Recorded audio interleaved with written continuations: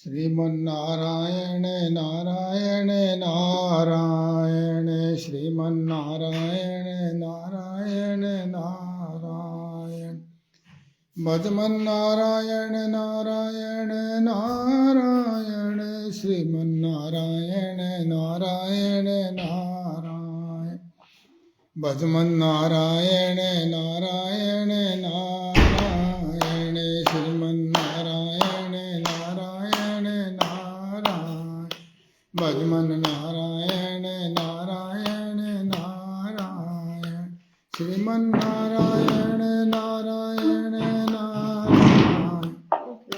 नारायण नारायण नारायण भजमन नारायण नारायण नारायण। कथा प्रारंभ होते है, सुनो वीर हनुमान। आसन आन विराजियो, पवन पुत्र बलवान, सियावर रामचंद्र पद जय, शरणम शंकर हरिओम जय जय सिया राम। मंगल भवन मंगल हारी, द्रवौ सुदशरथ अजिर बिहारी, दीन दयाल विरद संभारी, हरहु नाथ मम संकट भारी। जय सिया राम जय जय सिया राम, जय सिया राम जय जय हनुमान। बांके बिहारी लाल की जय, कृष्ण कन्हैया लाल की जय।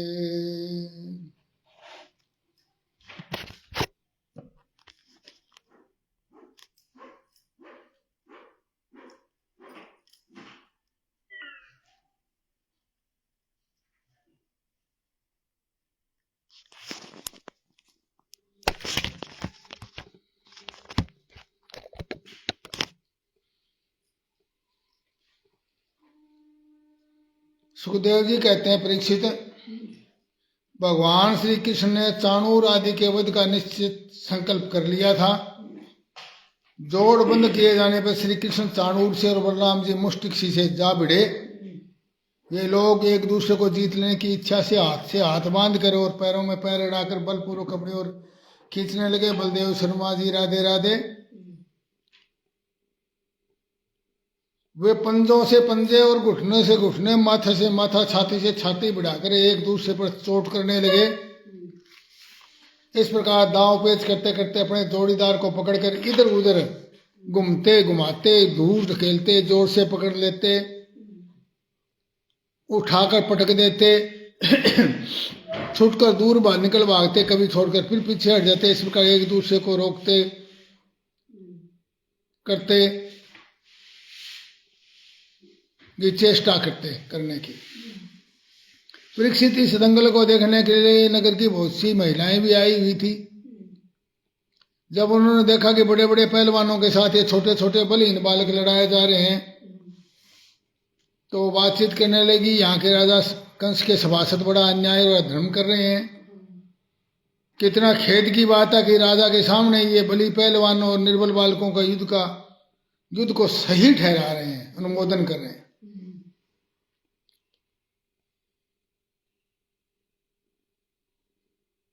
सखियो, क्या तुम नहीं देख रही हो कि बलराम जी का मुख मुष्टि के प्रति क्रोध के कारण कुछ लाल लाल आंखों से युक्त हो रहा है।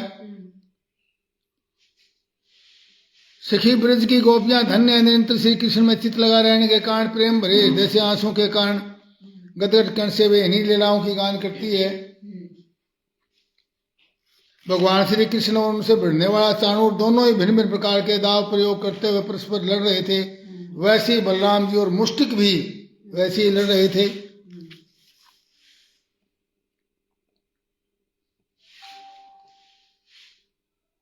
भगवान कृष्ण चाणूर के प्रहार से बिल्कुल भी विचलित नहीं हुए। उन्होंने चाणूर की दोनों भुजाएं पकड़ ली और उन्होंने अंतरिक्ष में बड़े वेग से कई बार घुमाकर धरती पर दे मारा, और चाणूर के तो घुमाने के समय ही प्राण निकल गए थे। नारायण हरि नारायण हरि नारायण हरि।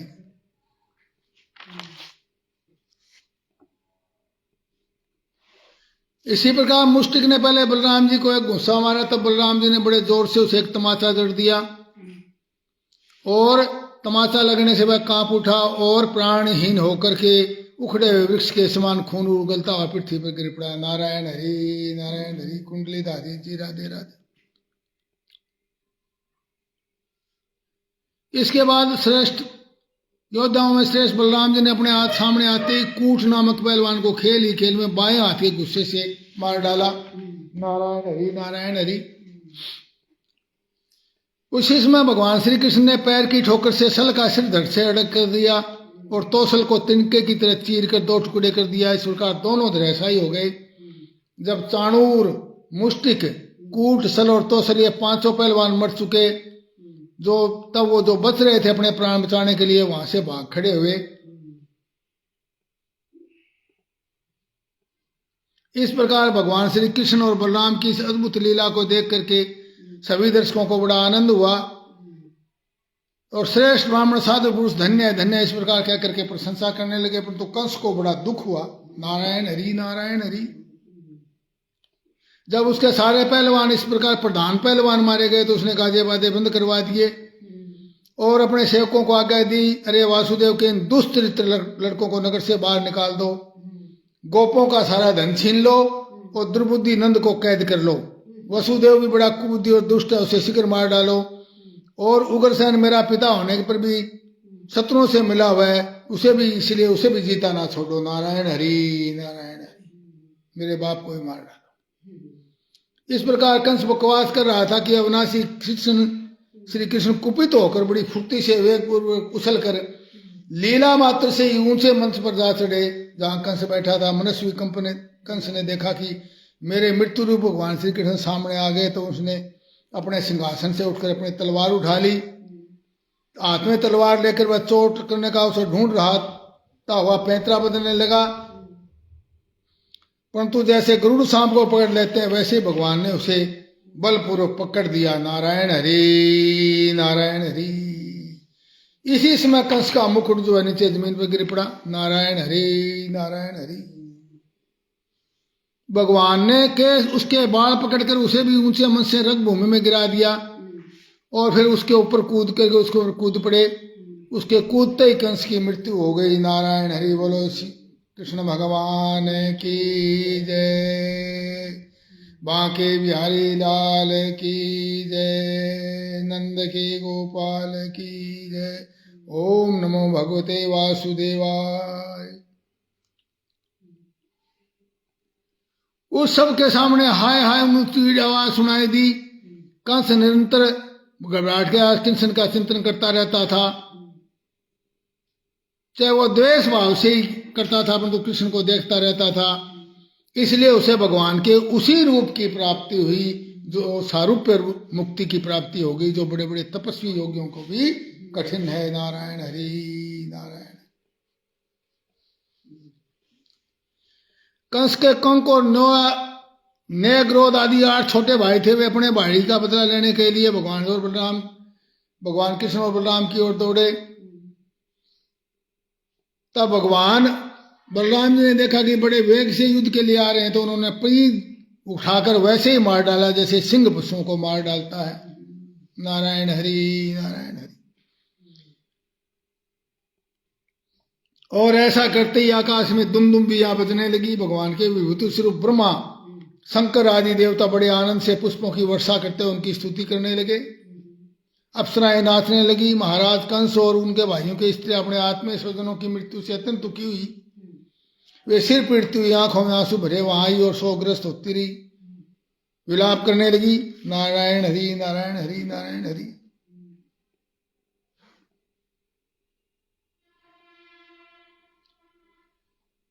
हे स्वामी, आपने निरपराध प्राणियों के साथ घोर द्रोह किया था, अन्याय किया था, इसीलिए आपकी ऐसी यही गति हुई। सच तो यह है कि जो जगत के जीवों से द्रोह करता है ऐसा पुरुष कौन शांति पा सकता है।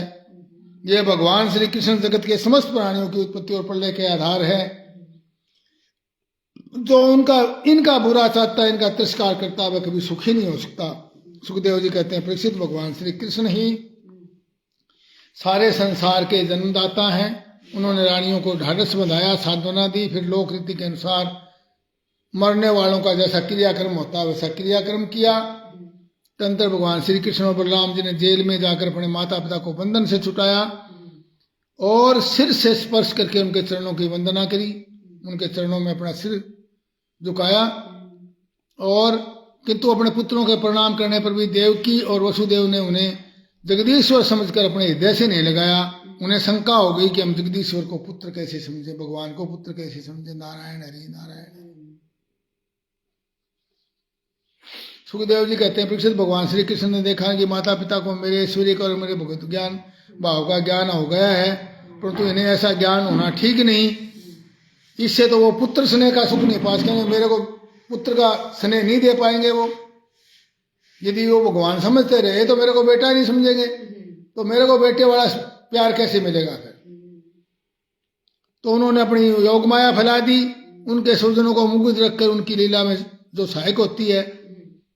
और यजुवंश ने भगवान श्री कृष्ण अपने बड़े भाई बलराम के साथ अपने माँ बाप के साथ जाकर कहा और सिर झुकाकर विनय पूर्वक कहा, मेरी अम्मा, मेरे पिताजी। इन शब्दों से उन्हें प्रसन्न करने लगे। पिताजी, माताजी, हम आपके पुत्र हैं और हम आपके मिलने के लिए सदा ही उत्कंठित रहे हैं, फिर भी हमारे बाल पौगंड और किशोर अवस्था का सुख हमसे नहीं पा सके। बचपन वाला प्यार तो हम पा नहीं सके आपसे, यहाँ आ नहीं सके। पिता और माता इस शरीर को जन्म देते हैं, उनका लालन पालन करते हैं, तब कहीं जाकर ये शरीर धर्म, अर्थ, काम और मोक्ष की प्राप्ति का साधन बनता है। यदि कोई मनुष्य 100 वर्ष तक जीकर माता पिता की सेवा करता रहे, तभी भी वह अपने उपकार से पूर्ण नहीं हो सकता। उनके पुत्र समर्थ रहते भी अपने माँ बाप की शरीर और धन से सेवा नहीं करता। उसके मरने पर यमदूत उसे उसके शरीर का मांस खिलाते हैं। नारायण हरि नारायण। मेरी माँ और मेरे पिताजी, आप दोनों हमें क्षमा करें। हाय दुष्ट कंस ने आपको इतने इतने कष्ट दिए, परंतु हम परतंत्र रहने के कारण आपकी कोई सेवा नहीं कर सके। सुखदेव जी कहते हैं, परीक्षित, अपनी लीला से मनुष्य बने हुए विश्व आत्मा श्री हरि की इस वाणी से मोहित हो देवकी वासुदेव ने उन्हें गोद में उठा लिया और हृदय से चिपका करके परम आनंद प्राप्त किया। देवकीनंदन भगवान ने इस प्रकार अपने माता पिता को सांत्वना देकर अपने नाना उग्रसेन को यदुवंशियों का राजा बना दिया और उनसे कहा, महाराज, हम आपकी प्रजा हैं, आप हम लोगों पर शासन कीजिए। राजा ययाति का श्राप होने के कारण यदुवंशी राज सिंहासन पर नहीं बैठ सकते। जब मैं सेवक बनकर आपकी सेवा करता रहूंगा, तब बड़े देवता भी सिर उचका कर आपको बैठ देंगे। नारायण हरि नारायण हरि। यदुवंशी तो सिंहासन पर बैठ नहीं सकते, उनको ययाति, राजा ययाति का श्राप है, और हम यदुवंशी हैं। परीक्षित, भगवान श्री कृष्ण इस सारे के विश्व के विधाता है। उन्होंने जो कंस के भय से व्याकुल होकर इधर उधर भाग गए थे, यदु, वृषणी, अंधक, मधु, दासार है, कुकर आदि वंशों में उत्पन्न समस्त सजातीय संबंधियों को ढूंढ ढूंढ कर बुलवाया और उन्होंने घर से बाहर रहने के में बड़ा क्लेश उठाना पड़ा था। भगवान ने उनको वापस बुलाकर उनका आदर सत्कार किया, सांत्वना दी, खूब धन संपत्ति देकर तृप्त किया और अपने अपने घरों में बसा दिया। नारायण हरि नारायण हरि। वापिस बसा दिया।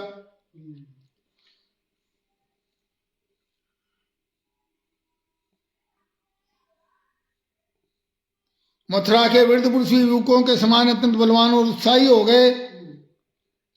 प्रिय परीक्षित, अब देवकी नंदन भगवान श्री कृष्ण और बलराम जी दोनों ही नंद बाबा के पास आए। गले लगने के बाद उनसे कहने लगे, पिताजी, आपने और माँ यशोदा ने बड़े स्नेह और दुलार से हमारा लालन पालन किया है। इसमें कोई संदेह नहीं कि माता पिता संतान पर अपने शरीर से भी अधिक स्नेह करते हैं।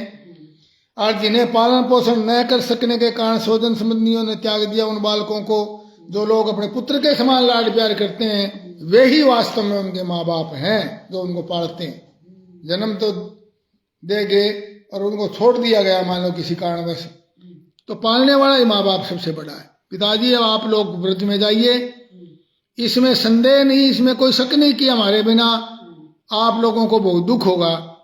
यहाँ के सुवर्ण संबंधियों को सुखी करके हम आप लोगों से मिलने के लिए आएंगे। नारायण हरि नारायण। मिलने आएंगे हम आपसे।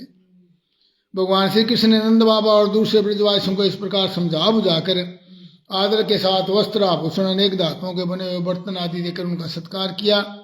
भगवान की बात सुनकर नंद बाबा प्रेम से अधीर होकर दोनों भाइयों को गले लगा लिया और फिर नेत्रों में आंसू भरकर गोपों के साथ ब्रज के लिए प्रस्थान किया। नारायण हरि नारायण हरि, भगवान की माया है। हे राजन, इसके बाद वसुदेव जी ने अपने पुरोहित गर्गाचारी और दूसरे ब्राह्मणों से दोनों पुत्रों का विधि पूर्वक जनेऊ संस्कार करवाया।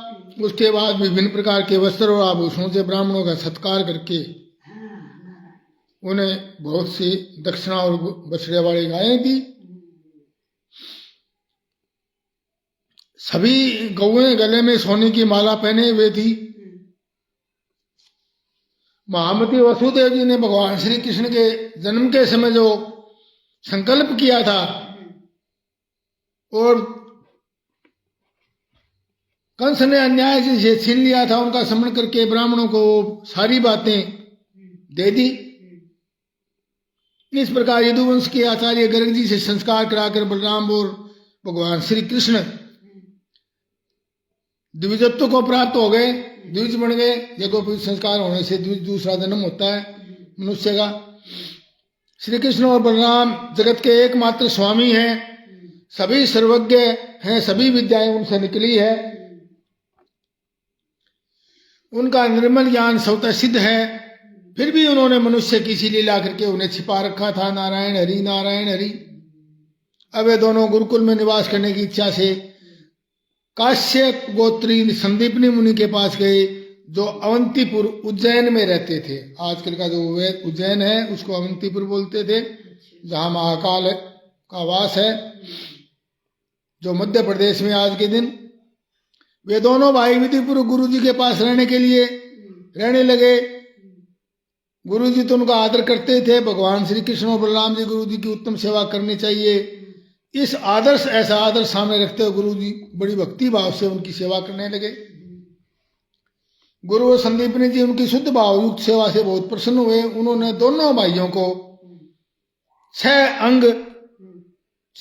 शास्त्र यानी और उपनिषदों सहित संपूर्ण वेदों की शिक्षा दी, चारों वेदों की, 4 वेद और 4 उपवेद।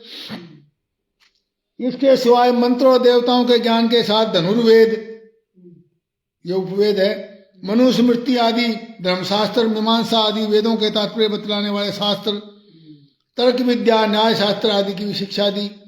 इसके साथ ही संधि, विग्रह, यान, आसन, द्वैध और आश्रय, इन 6 वेदों से युक्त राजनीति का भी अध्ययन करवाया।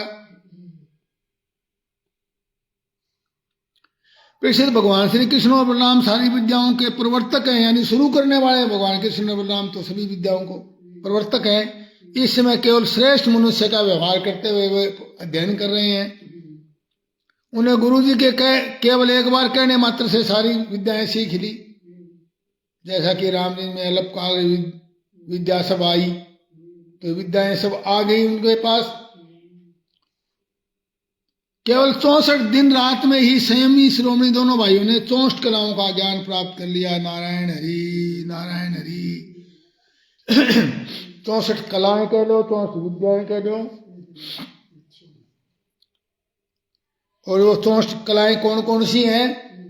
गान विद्या, गाना, वाद्य भांति भांति के वाद्य बजाना, यंत्र बजाना, बाजे जिनको कहते हैं देसी भाषा में, नृत्य, नाच, नाट्य, नाटक, चित्रकारी, बेल मुट्टे बनाना, चावल पुष्प आदि से पूजा के उपहार की रचना करना, फूलों की सेज बनाना, दांत, वस्त्र और अंगों को रंगना, मणियों की फर्श बनाना, सैया रचना यानी कि खाट,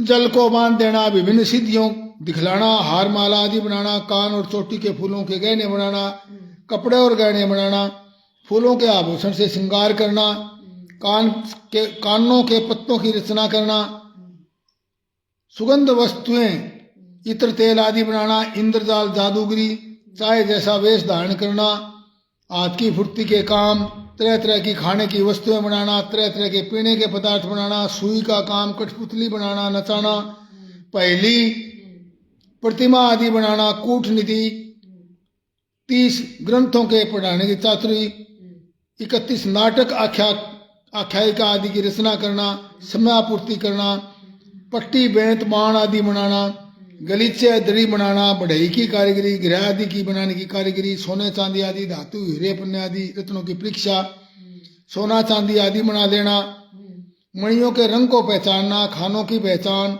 वृक्षों की चिकित्सा, भेड़ा मुर्गा बटेरा आदि को लड़ाने की विधि, तोता मैना आदि की बोलियां बोलना। मनोहर लाल शर्मा हमारे बड़े भाई साहब जी, चरण स्पर्श, राधे राधे, नारायण हरे नारायण हरे नारायण हरे।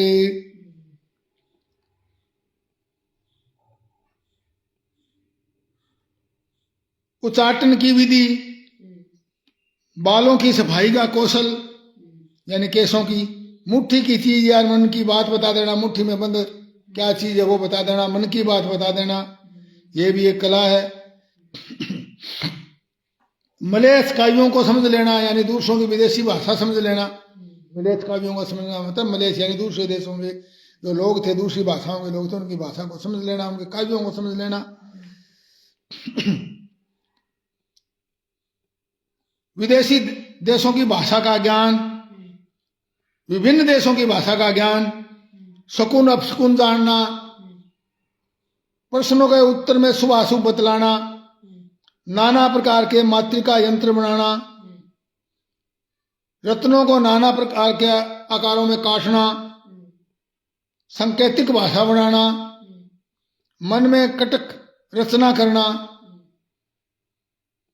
नई नई बातें निकालना, छल से काम निकालना, समस्त कोशों का ज्ञान, समस्त छंदों का ज्ञान, वस्त्रों को छिपाने या बदलने की विद्या, द्रुत कीड़ा यानी जुआ, दूर के मनुष्य या वस्तुओं को आकर्षण कर लेना, संकर्षण कर लेना, दूर से वस्तु को खींच लेना अपनी ओर, बालकों के खेल, मंत्र विद्या और विजय प्राप्त कराने वाली विद्या और बेताल आदि को वश में रखने की विद्या, ये 64 विद्याएं कलाएं मानी गई है। इस सारी संदीप मुनि जी ने 64 दिनों में एक एक दिन में कहने का मतलब एक एक विद्या उनको दे दी। अब संदीप मुनि जी से अपनी अध्ययन समाप्त होने पर प्रार्थना की कि आपकी जो इच्छा हो गुरु दक्षिणा मांग लो। नारायण हरि नारायण हरि। महाराज संदीप मुनि ने उनकी अद्भुत महिमा अलौकिक बुद्धि को अनुभव कर लिया था, इसलिए उन्होंने अपनी पत्नी से सलाह करके गुरु दक्षिणा में यह मांगा कि प्रभास क्षेत्र में हमारा बालक समुद्र में डूबकर मर गया था, तुम लोग उसे ला कर दो। नारायण हरि नारायण हरि। मेरा बेटा जीवित कर दो। बलराम जी श्री कृष्ण जी का पराक्रम अनंत था, दोनों महारथी थे। उन्होंने बहुत अच्छा कहकर गुरु जी की आज्ञा स्वीकार की और रथ पर सवार होकर के प्रभास क्षेत्र में गए। समुद्र तट पर जाकर क्षण भर बैठे रहे। समुद्र यह जानकर कि ये साक्षात परमेश्वर है, उनकी एक प्रकार से पूजा सामग्री लेकर समुद्र उनके सामने उपस्थित हुआ। भगवान ने समुद्र से कहा, तुम यहाँ अपनी बड़ी बड़ी तरंगों से हमारे जिस गुरु पुत्र को बहा कर ले गए हो उसे शीघ्र लाकर हमें दो। नारायण हरि नारायण हरि। मनुष्यधारी समुद्र ने कहा, हे भगवान, मैंने उस बालक को नहीं लिया है। जल में एक पंचजन नाम का भारी दैत्य असुर शंख के रूप में रहता है, पंचजन शंख, अवश्य उसी ने वो बालक चुरा लिया। नारायण हरि नारायण हरि। समुद्र के बात सुनकर भगवान तुरंत जल में जा घुसे और शंखासुर को मार डाला, परंतु वह बालक उसके पेट में नहीं मिला। तब उसका शरीर का शंख लेकर भगवान रथ पर चले आए। वहां से बलराम जी के साथ श्री कृष्ण ने यमराज की पूरी सेमनी में जाकर अपना शंख बजाया। शंख का शब्द सुनकर सारे प्रजा का शासन करने वाले यमराज ने उनका स्वागत किया और लीला से ही मनुष्य बने हुए सर्वव्यापक परमेश्वर, मैं आप दोनों का क्या सेवा करूं, ऐसा निवेदन किया। भगवान ने कहा, यमराज, यहाँ अपने कर्म बंधन के अनुसार मेरा गुरुदेव, मेरे गुरु पुत्र यहाँ लाया गया है और उसके कर्म पर ध्यान न देकर उसे मेरे पास ले आओ। यमराज ने जो आज्ञा कहकर भगवान का आदेश स्वीकार कर लिया और उनका गुरुपुत्र ला दिया। तब यदुवंश ने भगवान श्री कृष्ण और बलराम जी उस बालक को लेकर के उज्जैन लौट आए और अपने गुरुदेव को सौंप कर आप और जो कुछ चाहे मांग ले, नारायण हरि नारायण हरि। गुरु जी ने कहा बेटा तुम दोनों ने भली भांति गुरुदक्षिणा दी है, अब और क्या चाहिए। तुम्हारे जैसे पुरुषोत्तम गुरु हैं, जो तुम्हारे जैसे पुरुषोत्तमों का गुरु है उसका कौन सा मनोरथ अपूर्ण रह सकता है।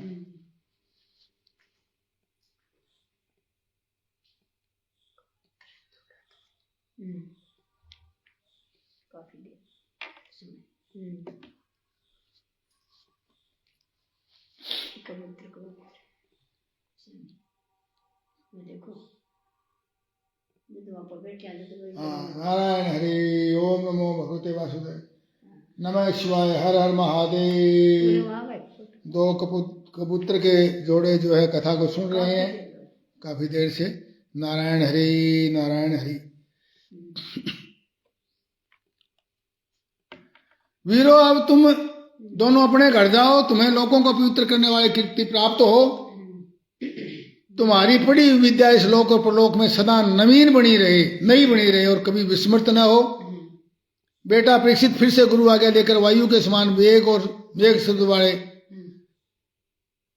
रथ पर, मेघ के समान शब्द वाले रथ पर सवार होकर दोनों भाई मथुरा में लौट आए।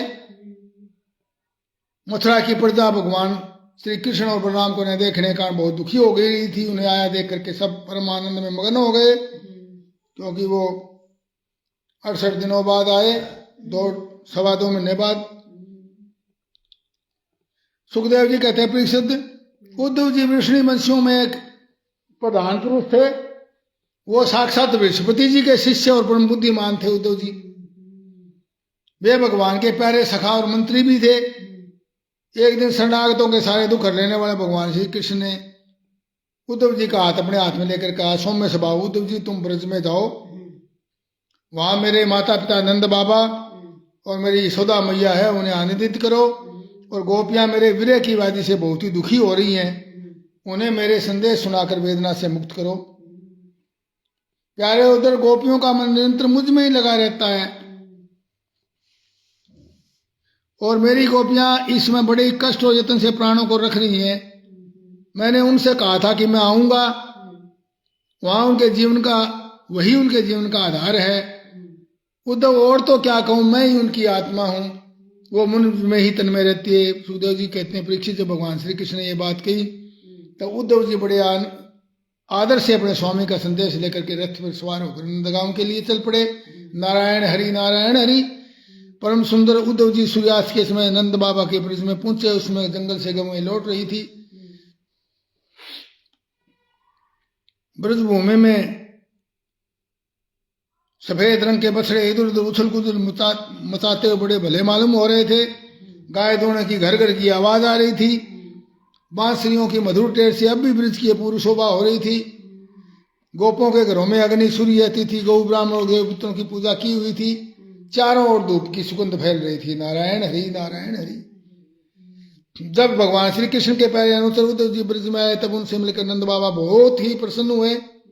उद्धव जी को गले लगाकर उन्हें वैसा ही सम्मान दिया जो भगवान श्री कृष्ण को दिया था। बांके बिहारी लाल की जय। नारायण हरि नारायण हरि।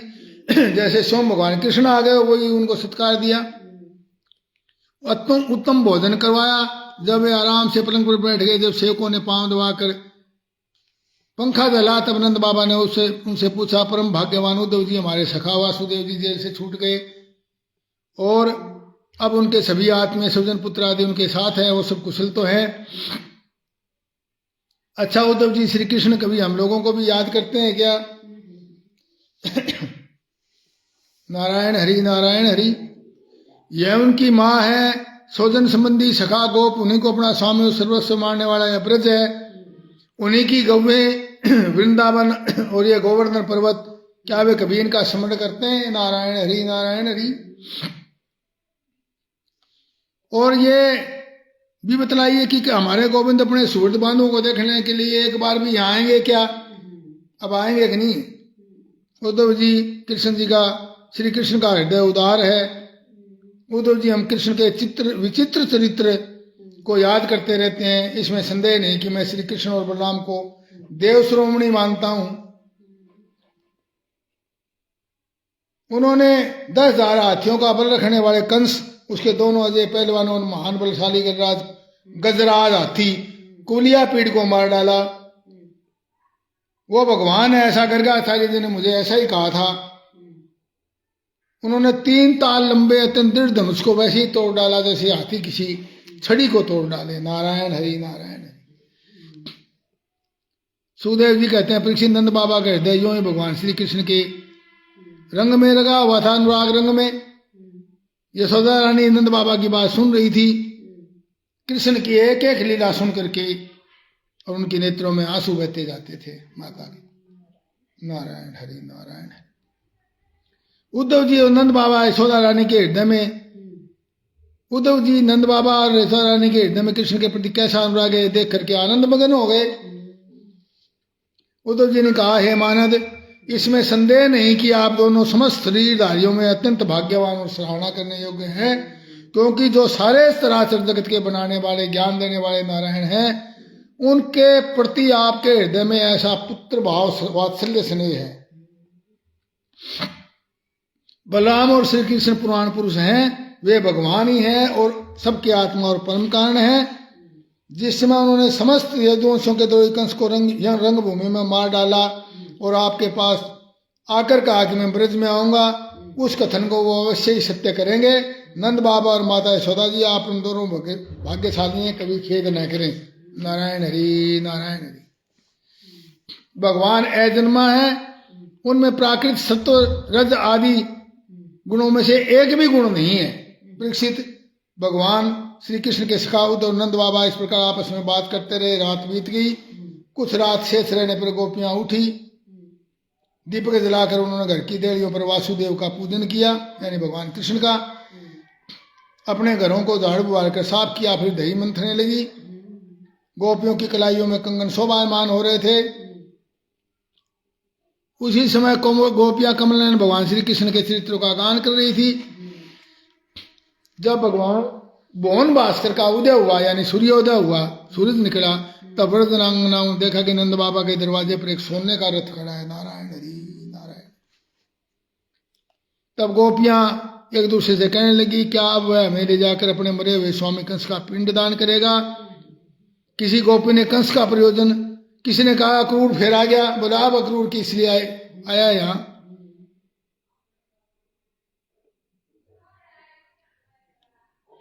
ऐसा जिक्र कर ही रही थी कि उसी समय नित्य क्रम से निवृत्त होकर उद्धव जी वहां पहुंचे। नारायण हरि नारायण हरि। परीक्षित गोपियों ने देखा कि जी कृष्ण के सेवक उद्धव जी की आकृति, वेशभूषा श्री कृष्ण से बिल्कुल मिलती जुलती है, शकल मिला करती उनकी। शरीर पर पीताम्बर धारण किए हुए हैं, नूतन कमल दल के समान कोमल नेत्र है, कानों में मणिजित कुंडल। गोपियों ने कहा, पुरुष देखने में सुंदर तो बहुत है, परंतु कौन है, कहां से आया है, किसका दूत है, और इसने श्री कृष्ण जैसी वेशभूषा क्यों धारण कर रखी है? तब उन्होंने मालूम हुआ कि ये तो वो ऐसा करके उद्धव जी को चारों ओर से घेर कर खड़ी होगी। तब उसको मालूम हुआ कि ये श्री कृष्ण का संदेश लेकर आए हैं।